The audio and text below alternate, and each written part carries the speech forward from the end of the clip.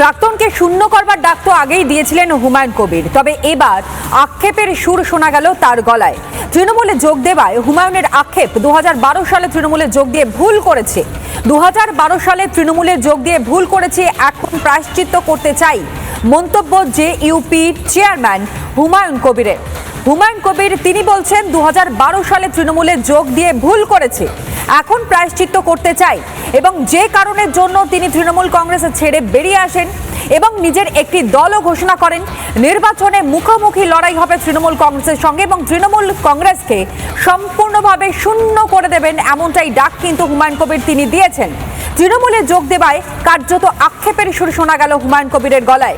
2012 সালে তৃণমূলে যোগ দিয়ে ভুল করেছে, যে কারণে এখন তিনি প্রায়শ্চিত্ত করতে চাইছেন, মন্তব্য করেছেন জেইউপি অর্থাৎ জনতা উন্নয়ন পার্টির চেয়ারম্যান হুমায়ুন কবির। মমতা বন্দ্যোপাধ্যায়ের উপরে ভরসা করে কংগ্রেসের বিধায়ক পদ ত্যাগ করে সেদিন ওনার কথার উপরে 12/11/2012 সোমবার রাইটার্সে উনি যেসব কথা বলেছিলেন একবারে মিথ্যাবাদী।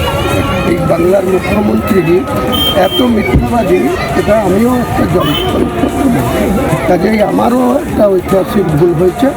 আগামী দিনে সেইটার যাতে প্রায়শ্চিত্ত করা যায় তার জন্য আগামী দিনে আমি সেই ভুল সংশোধন এবং মানুষের কাছে আমার যে 20শে নভেম্বর 2012 যে কংগ্রেসের বিধায়ক পদ রিজাইন দিয়ে যে তৃণমূলে যোগদান করেছিল সেটার জন্য আগামী দিনে আমি প্রায়